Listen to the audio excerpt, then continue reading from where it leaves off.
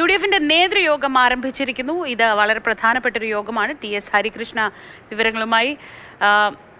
ഹരി, മുഖ്യമന്ത്രിയായി VD സതീഷിനെ തെരഞ്ഞെടുത്ത ശേഷമുള്ള നേതൃയോഗമാണ്. ഈ യോഗത്തിൽ ഈ വകുപ്പുകൾ സംബന്ധിച്ചും മന്ത്രിമാരുടെ എണ്ണം സംബന്ധിച്ചുമൊക്കെ ഒരു ധാരണ എത്തുമോ?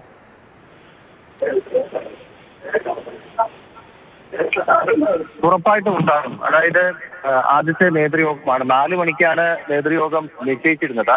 ഇപ്പം നേതൃയോഗം അല്പസമയം മുമ്പാണ് ആരംഭിച്ചത്. വകുപ്പുകൾ സംബന്ധിച്ച് അതായത് ഘടകകക്ഷികളുടെ നേതാക്കളെല്ലാം തന്നെ എത്തിയിട്ടുണ്ട്. മന്ത്രിസഭയിലേക്ക് ആരൊക്കെ, അതുപോലെ ഓരോ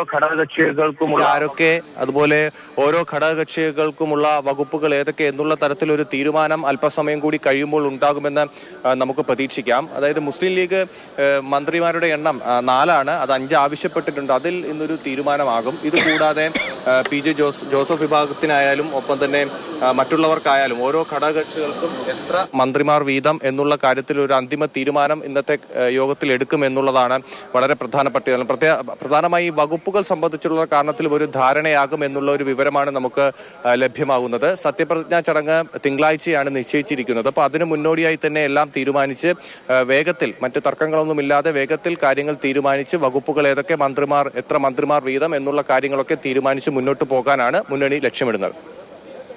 ശരി, നിർണായകമായ യോഗമാണ് നടക്കുന്നത്. അവകാശവാദങ്ങളൊക്കെ ഉണ്ട്.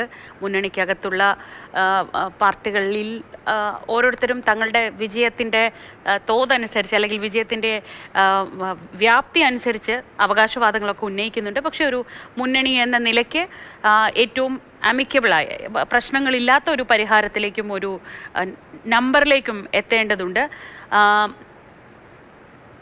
ഇന്നത്തെ യോഗത്തിൽ അങ്ങനെ ഒരു തീരുമാനം ഉണ്ടാകും എന്ന് തന്നെയാണ് കരുതേണ്ടത്.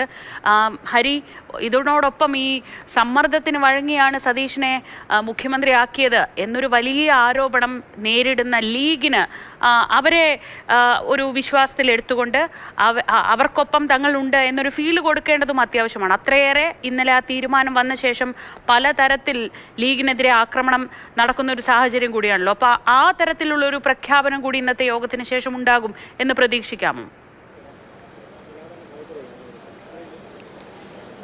ഇതിൽ ആ വിഷയത്തിൽ നേതാക്കൾ ഇതിനോടകം തന്നെ അവരുടെ അഭിപ്രായം എന്താണ്, നിലപാട് എന്താണ് എന്നുള്ള കാര്യം വ്യക്തമാക്കി കഴിഞ്ഞു. കാരണം ഇന്നലെ മുഖ്യമന്ത്രിയെ തീരുമാനിച്ചതിന് ശേഷം ലീഗ് നേരിടുന്ന ആക്രമണം എന്താണ്, അവർക്കെതിരെ ഉണ്ടാകുന്ന സൈബർ ആക്രമണം എന്താണ് എന്നുള്ള കാര്യത്തിൽ നേതാക്കൾക്ക് നല്ല ബോധ്യമുണ്ടായിരുന്നു.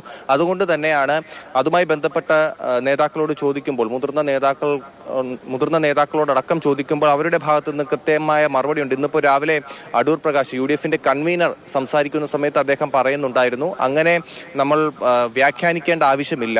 ഇപ്പോൾ ആരായാലും ഈ ലീഗിനെതിരെ വിമർശനം ഉന്നയിക്കുമ്പോൾ അത് തള്ളിക്കളയുക എന്നല്ലാതെ അതിന് മറ്റു മറുപടികൾ അർഹിക്കുന്നില്ല എന്നുള്ള തരത്തിലായിരുന്നു UDF കൺവീനറുടെ അടക്കം പ്രതികരണം വന്നത്. ഇന്നിപ്പോൾ ഒരുപക്ഷെ ഈ യോഗവുമായി ബന്ധപ്പെട്ട പ്രധാന അജണ്ട എന്ന് പറയുന്നത് ഘടകകക്ഷികൾക്കുള്ള മന്ത്രിമാരുടെ വിഹിതം എത്ര എണ്ണം എന്നുള്ളത് തന്നെയാണ്. സ്വാഭാവികമായിട്ടും അതെല്ലാം പറയുന്ന കൂട്ടത്തിൽ ഇത്തരം കാര്യങ്ങളും ഇപ്പോഴത്തെ രാഷ്ട്രീയ സാഹചര്യം അനുസരിച്ചും ഇത്തരം കാര്യങ്ങൾ മുന്നിൽ വരും എന്നുള്ള കാര്യത്തിൽ സംശയമില്ല. അത് പ്രതീക്ഷിക്കുന്നുമുണ്ട്.